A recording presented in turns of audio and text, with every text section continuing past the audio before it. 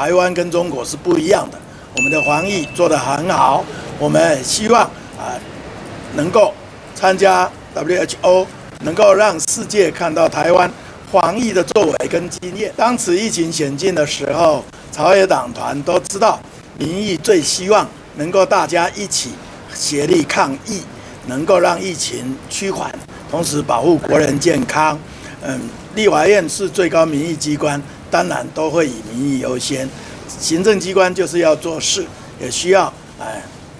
立法院支持。所以我想现在大家正是全国团结一致，来让疫情损害减到最小。我们真的很受中国的种种影响，包括非洲猪瘟，现在武汉肺炎又不让我们参加 WHO、WHA 的大会现在因为到中国，他又不肯在我们的护照上盖章才会这么麻烦。那很多国家因为看到台湾中国往来密切，又从护照上看不出来，所以才会误会让在禁止中国港澳的时候，把台湾也卷了进去。那我们很希望想出办法来，能让世界上了解台湾跟中国是不一样的。我们的防疫做得很好，我们希望能够参加 WHO， 能够让世界看到台湾防疫的作为跟经验，相信对全世界的防疫都一定有帮助。我想也应该对于在我们国家或者我们的驻外外交官，无论是任何人，我们都希望让他拿到相关的必要的防疫资源，包括口罩。所以这一方面，外交部已经都协调都做好。吴思怀他有一个提出议案的内容他提到说，是蔡总统专访说，如果大陆侵台要付出很大的代价，那他认为蔡总统是在挑衅，就像慈禧对八国联军宣战一样。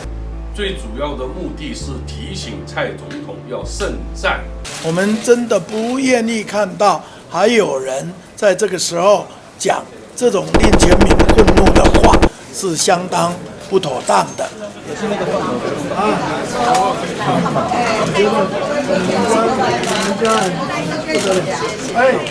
哇，你那个太帅了嘛！你觉得多少钱给他们，让他们乖乖的居家隔离才是合理的？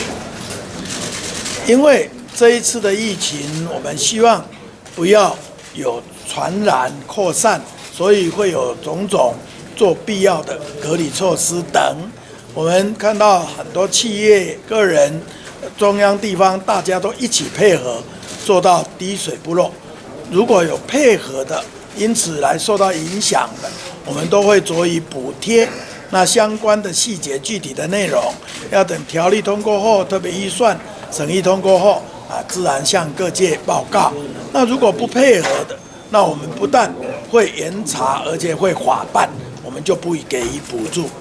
院长，那吴思怀他有一个提出议案的内容他提到说，是蔡总统专访说，如果大陆侵台要付出很大的代价，那他认为蔡总统是在挑衅，就像慈禧对八国联军宣战一样。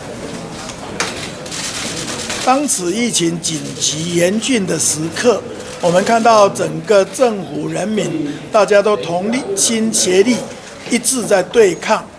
武汉肺炎，希望国家能够走过这一个困境，人民能够走出困境。我们真的不愿意看到还有人在这个时候讲这种令全民愤怒的话，是相当不妥当的。